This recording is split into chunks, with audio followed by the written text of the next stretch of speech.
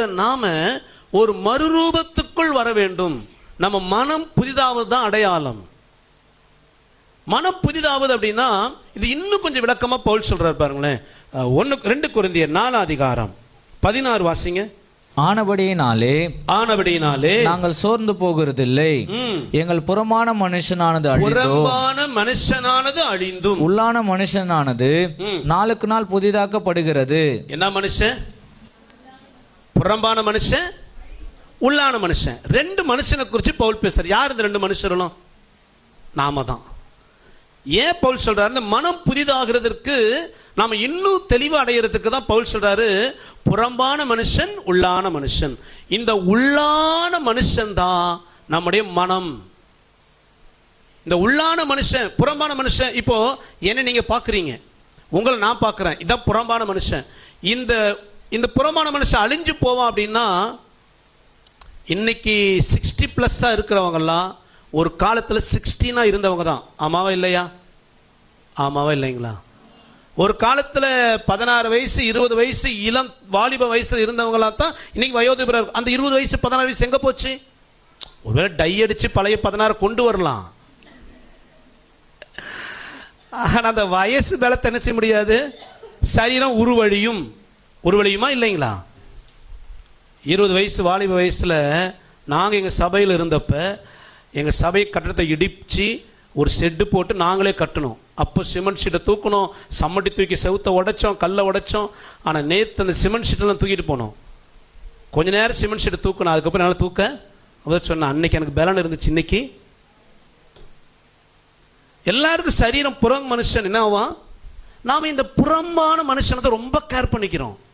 ஆனால் வேதம் சொல்லு, பவுல் சொல்றாரு புறம்பான மனுஷன் என்ன நீ பியூட்டி பார்லர் போய் உன்னை அழகுபடுத்திக்கிட்டாலும் அது என்னதான் ஆகும்? அழிந்து போகும். நம்ம பியூட்டிஃபுல் பண்ண வேண்டிய ஒரு விஷயம் உள்ளான மனுஷன், அதை கண்டுக்கிறதே இல்லை. உள்ளான மனுஷன் மனசை அது எவ்வளோ கேடாக இருந்தாலும் அதை நம்ம கேர் பண்ணிக்கிறது இல்லை, வசனத்தை கொண்டு சுத்திகரிக்கிறது இல்லை. புறம்பான மனுஷனை சுத்திகரிக்கிறோம். பவுல் சொல்லும் பொழுது உள்ளான மனுஷன் நாளுக்கெல்லாம் என்ன ஆகணுமா? புதிதாக்கப்படணும். அப்ப மனம் புதிதாகிறதுனா நம்ம உள்ளான மனுஷன், நம்ம அந்தரங்க வாழ்க்கை, நம்ம உள்ளான வாழ்க்கை புதிதாகணும். இன்னொரு வார்த்தை கூட வாசிங்களேன். 1 கொரிந்தியர் 2:14-15 அது இன்னும் கொஞ்சம் தெளிவா சொல்லுவாரு. மனுஷனோ இப்ப வாசிங்க. ஜென்ம சுபாவமான மனுஷனோ தேவனுடைய ஆவிக்குரியவைகளை ஏற்றுக்கொள்ளான். அவைகள் அவனுக்கு பைத்தியமாய் தோன்றும்.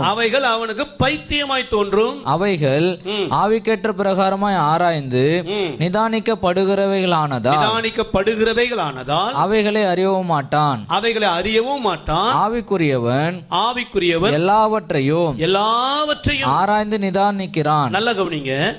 2 கொரிந்தியர் பவுல் சொல்லும் பொழுது புறம்பான மனுஷன், உள்ளான மனுஷன்.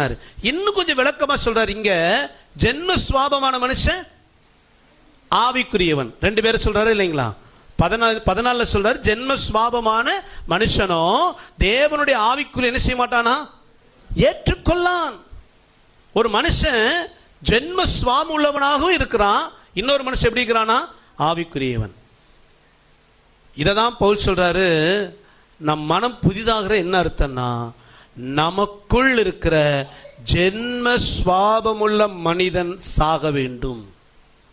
நம்ம எல்லாருமே அநேக ஜென்ம சுவாபம் உள்ளவர்கள் இல்லைன்னு யாருமே, எல்லாருக்குமே ஒரு ஓன் கேரக்டர்னு ஒன்று இருக்கு. சில பழக்க வழக்கம், சில சுவாபம், சில யோசனைகள், சில வாழ்க்கை முறை, இதெல்லாம் நமக்குள்ள ஒரு ஜென்ம சுவாபமாக எல்லாருக்குள்ள இருக்கு. இந்த ஜென்ம சுவாபத்தை ஆவிக்குரியவனாக மாற்றுகிற இடம் தான் சபை. அல்லேலூயா. நல்ல செய்தி கவனிங்க. நாம மறுரூபம் ஆகணும்னா நம்ம ஜென்ம சுவாபம் என்ன ஆகணும்? மாறணும். இப்ப சபைக்கு வரும் பொழுது கர்த்தர் தன் வார்த்தைகளை ஜனங்களுக்கு ஆவியானவரை கொண்டு என்ன செய்கிறார்? பேசுகிறார். பேசும் பொழுது ஜென்ம சுவாபம் மாறாத ஒரு மனுஷன் சத்தியத்தை கேட்கும் பொழுது அவனுக்கு அது எப்படி தோணுதான்? பைத்தியமா தோணுதான். இதை எவன் கேட்பான்? பாஸ்ட் இப்படி பேசுறாரு, வார்த்தை இருக்குதான், அதுக்குன்னு இப்பெல்லாம் ஏத்துக்க முடியுமா? இப்படிலாம் வாழ முடியுமா? இப்படிலாம் இருக்க முடியுமா? ஜென்ம சுவாபம் மாறாத ஒரு மனிதனுக்கு கர்த்தருடைய வார்த்தை பைத்தியமா இருக்குமா? என் ஜென்ம சுவாபத்துக்கு நான் மனம் திரும்பணும், நான் கர்த்தர் பிரியமா மாறணும், நான் வருகைக்கு ஆயத்தமாக நினைக்கிறவனுக்கு அந்த ஆவிக்குரியன் எல்லாவற்றையும் என்ன செய்கிறானாம்? ஆராய்ந்து. ஓ, வசனம் இப்படிதான் சொல்லுதா? ரட்சிக்கப்பட்ட இப்படித்தான் வாழணுமா? இப்படிதான் சம்பாதிக்கணுமா? குடும்பத்தை இப்படிதான் நடத்தணுமா? வாலிப வயசுல இப்படித்தான் வாழணுமா? வேதம் இப்படிதான் சொல்லுதா என்று ஆராய்ந்து நிதானித்து தங்கள் ஜென்ம சுவாபத்தை விட்டு மனம் திரும்பி ஆவிக்குரியவர்களாக வாழ்வார்கள். அல்லேலூயா.